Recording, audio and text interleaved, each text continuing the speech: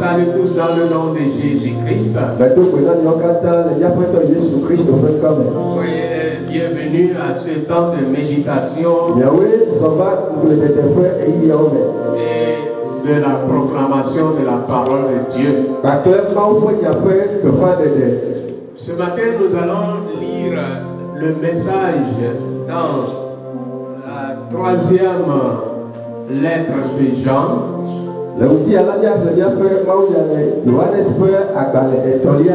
Et là, on n'a pas les chapitres, c'est les versets. Nous allons lire les versets 2 à 4.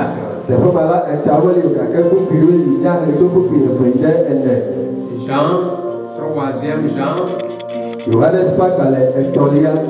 verset 2 au verset 4.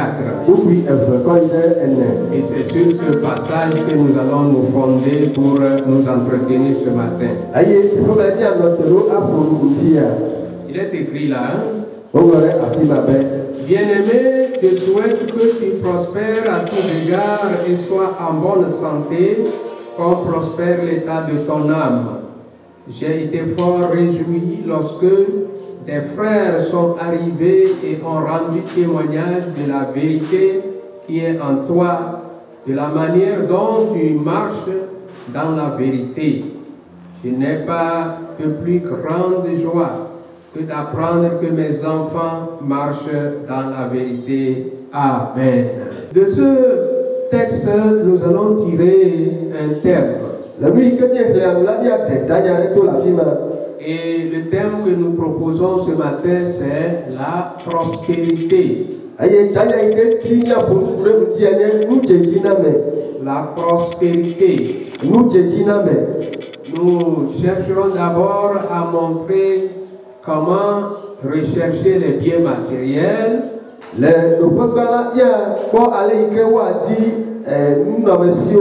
Ensuite, nous allons également montrer comment rechercher les biens spirituels. Et nous allons conclure. Il faut dire que le mot grec traduit pour prospérité signifie faire un bon voyage.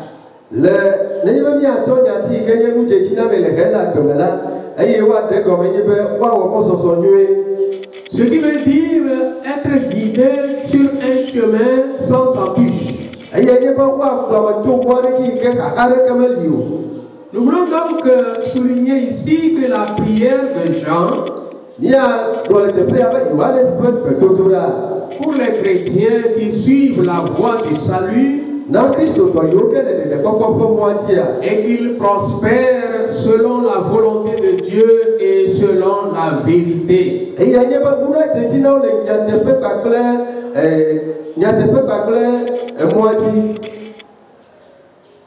La vérité.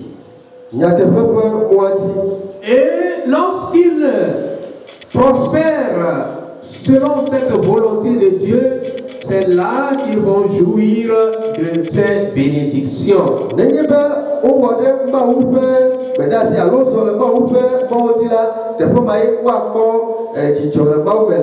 Et nous allons donc parler du premier point, rechercher des biens terrestres. Les biens terrestres ont été installés par Dieu pour servir aux humains. Nous pouvons parler de l'argent. Nous pouvons parler des voitures. Nous pouvons parler des maisons. Nous pouvons parler de tout ce que nous faisons qui peut nous donner une jouissance matérielle.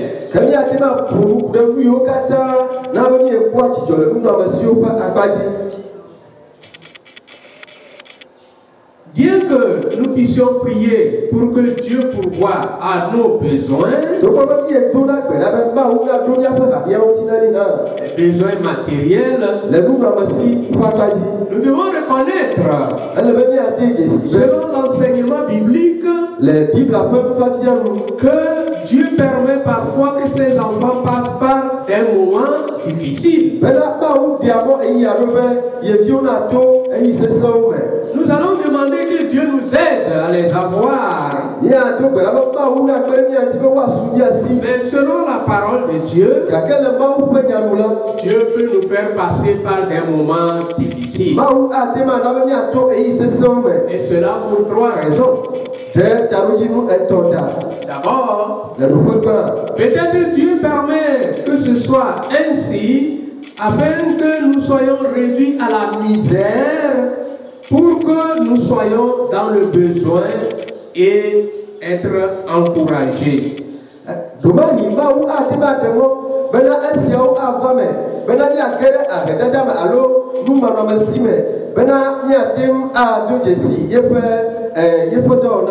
La misère, c'est le moment de souffrance, de recherche continuelle et d'insuffisance.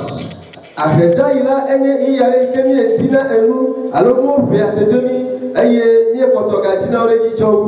quand Dieu nous fait passer par ces moments,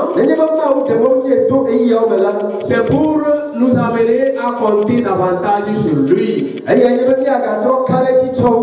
nous confier à lui.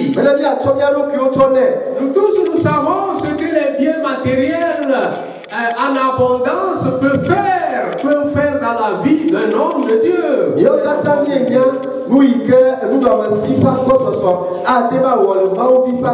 Ça peut apporter l'orgueil, ça peut apporter le rejet de Dieu, ça peut apporter également les jalousies. Et par ces moments, Dieu veut développer notre foi et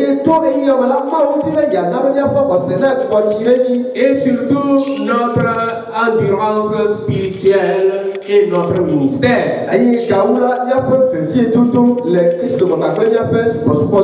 Nous allons lire un passage dans Romains le chapitre 8. Et dans Romains chapitre 8. Et si nous voyons ce chapitre, nous allons lire les versets 35 à 39.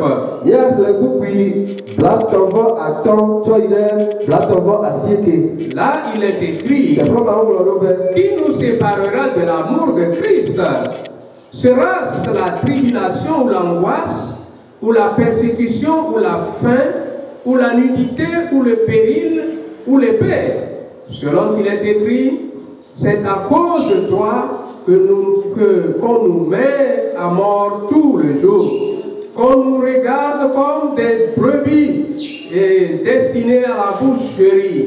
Mais dans toutes ces choses, nous sommes plus que vainqueurs par celui qui nous a aimés. Car j'ai l'assurance que ni la mort, ni la vie, ni les anges, ni les dominations, ni les choses présentes, ni les choses à venir, ni les puissances, ni la hauteur, ni la profondeur, ni aucune autre créature ne pourra nous séparer de l'amour de Dieu manifesté en Jésus-Christ, notre Seigneur. La deuxième raison, peut-être éprouvons-nous un sentiment d'abandon et de solitude.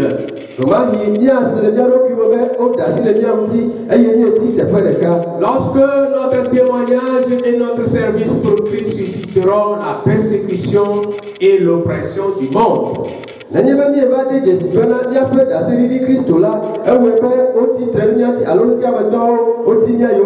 Les chrétiens, les enfants de Dieu, sont souvent persécutés par ceux du monde. Et certains sont renvoyés même de leur maison. Certains sont séparés de leurs partenaires. On retire les biens de certains et on les jette dehors. Et l'on éprouve de la servitude.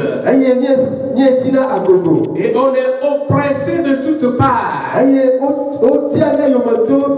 cause de notre témoignage pour Christ. Et surtout de notre service avec le Seigneur Jésus. Luc chapitre 6, le verset 20 à 23, nous disent ceci. Alors Jésus, levant les yeux sur ses disciples, dit: Heureux vous qui êtes pauvres, car le royaume de Dieu est à vous. Heureux vous qui avez faim maintenant, car vous serez rassasiés. Heureux vous qui pleurez maintenant, car vous serez dans la joie. Heureux serez-vous lorsque les hommes vous haïront, lorsqu'on vous chassera, vous outragera et qu'on rejettera votre nom comme infâme à cause du Fils de l'homme. Réjouissez-vous en ce jour-là et tressaillez d'allégresse, parce que votre récompense sera grande dans le ciel, car c'est ainsi que leur Père traitait les prophètes. Je viens ce matin t'encourager, toi qui passes par des moments difficiles. Toi qui te sens abandonné et rejeté. Toi qui vois que personne ne regarde vers toi. Et que ton nom ne vaut rien dans la société. Non pas à cause de tes fautes, mais parce que tu as cru en Jésus-Christ. Si réellement tu as cru en Jésus et que les gens t'ont chassé, les gens sont venus te mettre dehors de ta maison et ils ne veulent même pas entendre parler de toi, réjouis-toi. Alléluia. Amen. Réjouis-toi parce que ta récompense sera grande. Il est écrit ici qu'elle sera grande au ciel. Et j'ajoute que tu auras du succès et tes ennemis le verront sur cette terre.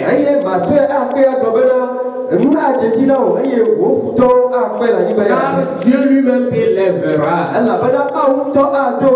Il fera voir sa gloire en toi, afin que tu puisses passer des moments heureux sur la terre et les meilleurs encore dans le ciel. La troisième raison pour laquelle Dieu peut nous laisser passer par des moments difficiles. Peut-être nous vivons dans la pauvreté à la suite des circonstances. Des circonstances nationales ou naturelles.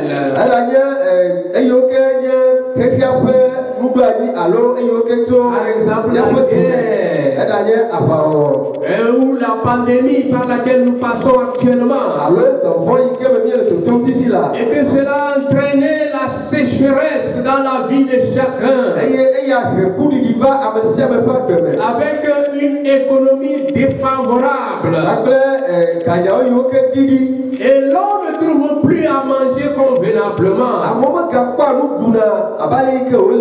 En toutes ces choses, Dieu veut que tu regardes à lui. Dans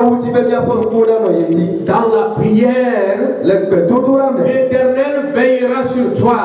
Il te nourrira, il t'habillera, il t'accordera la santé. L'apôtre Jean a dit: je souhaite que tu prospères à tous égards, comme prospère l'état de ton âme. Et c'est ce qui nous amène à notre deuxième point. La recherche des biens spirituels. La présence de Dieu à nos côtés, son aide, sa bénédiction dans nos vies physiques sont liées à notre prospérité spirituelle. Si nous prospérons spirituellement, si nous marchons avec Dieu et élevons nos âmes vers le Seigneur. C'est dans cela que Dieu bénira l'œuvre de nos mains. Pour cela, nous devons rechercher la volonté de Dieu. Obéir au Saint-Esprit et nous mettre à part pour Dieu. Comme Romains 12, 1 et 2 le disent. Nous ne devons pas nous conformer au siècle présent. Les gens pensent vivant dans le désordre. Dieu peut les bénir n'importe comment. Les bénédictions de Dieu ne viennent que par notre prospérité spirituelle. Nous devons aimer la parole de Dieu. Rechercher son aide dans la prière. Et nous devons travailler dur. Lui faire confiance de répondre à nos besoins et vivre selon les principes qu'il nous a enseignés.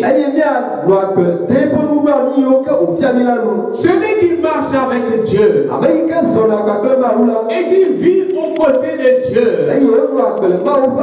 et qui cherche la paix de Christ dans sa vie,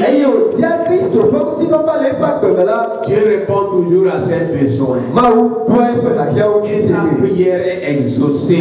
Nous devons rechercher permanemment le royaume de Dieu et sa justice, comme Matthieu 6, 33 nous le dit.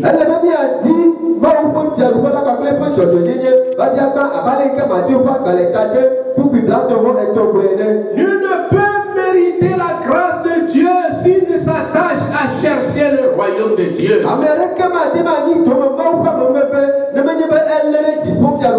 Il faut chercher Dieu.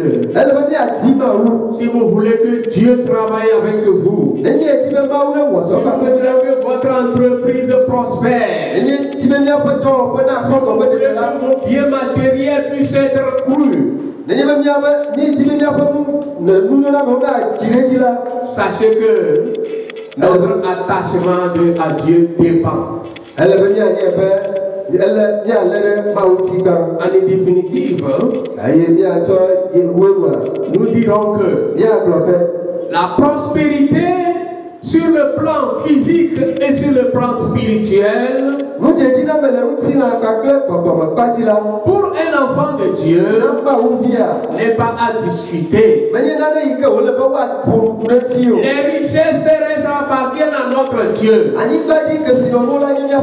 Le matériel entier appartient à notre Dieu. Ce qu'il veut que nous fassions afin que nous puissions bénéficier de ces richesses, c'est de lui donner notre vie, de vivre notre salut dans la sanctification et de prier toujours. Alors Dieu se lèvera pour écouter nos prières et nous bénira. Et si nous passons par des moments difficiles, disons-nous que c'est Dieu qui l'a permis, afin de nous amener à nous attacher à lui davantage, à mettre notre confiance entière en lui et à le laisser conduire nos pas. Et c'est le moment où nous devons plus que jamais nous approcher de lui. Au nom de Jésus-Christ. Nous allons donc nous lever et prier le Seigneur. Nous allons prier que Dieu nous aide à comprendre sa parole. Et pourquoi que nous posons dans notre vie chaque jour. Demander au Seigneur de nous aider à les comprendre, à les accepter et à marcher sur son chemin. Commence à prier le Seigneur. Éternel, manifeste Manifeste-toi dans ma vie. Aide-moi à comprendre ta parole. Et que les situations par lesquelles je passe, Éternel, explique-moi afin que je puisse attacher mon cœur à te servir. Il est dit, qu'est-ce qui peut nous séparer de l'amour de Dieu? Si nous sommes à Dieu, personne ne nous séparera de lui. Notre vie et nos actes peuvent nous séparer de lui. Prie le Seigneur. Prie le Seigneur. Prie le Seigneur. Là où tu te trouves, prie le Seigneur. Demande à l'Éternel d'intervenir dans ta situation. Et t'aider à t'attacher à lui solidement.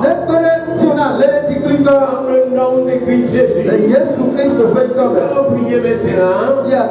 Invitez le Saint-Esprit dans nos vies. Sans le Saint-Esprit, personne ne peut plaire à Dieu.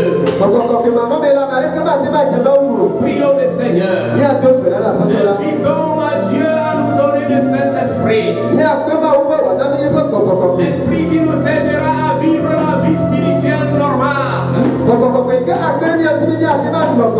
L'Esprit de Dieu qui va ouvrir les portes devant nous. Prie le Seigneur. Prie le Seigneur. Prie le Seigneur. Au nom de Christ Jésus.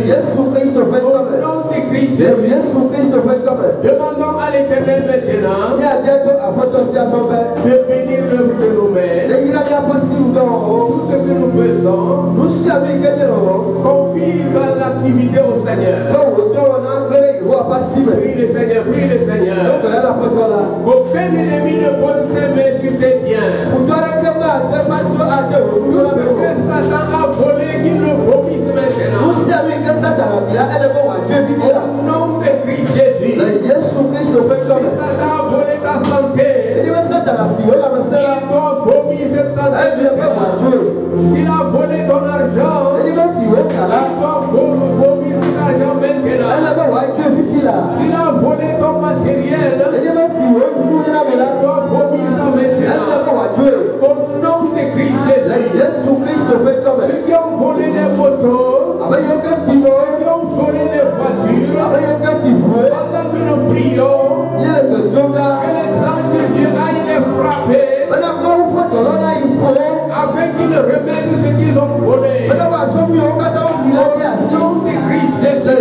Au nom de Christ Jésus. Nous allons prier pour les malades. Si tu es malade, là où tu te trouves, pose la main droite à ta partie malade. Et nous allons prier Dieu. Éternel des armées. Toi le docteur des docteurs. Toi le médecin suprême. Tous les malades maintenant. Tous les malades maintenant. Tous les malades maintenant. Soyez guéris au nom de Jésus. Soyez guéris au nom de Jésus. Soyez guéris au nom de Jésus. Soyez guéris au nom de Jésus. Commencez à sauter. Commencez à sauter parce que vous êtes guéris. Remerciez le Seigneur. Remerciez le Seigneur. Remerciez le Seigneur. Tout ce qu'il a fait dans votre vie. Nous allons prier maintenant pour notre pays, le Togo. Avec ce problème de pandémie,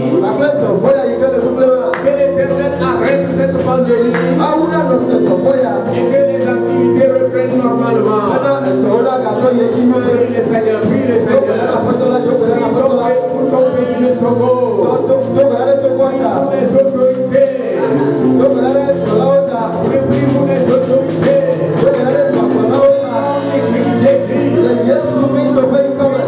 Ils sont malades de Covid-19. Seigneur, touche-les. Seigneur, guéris-les. Au nom de Jésus. Nous prions pour les médecins et les soignants. Éternel,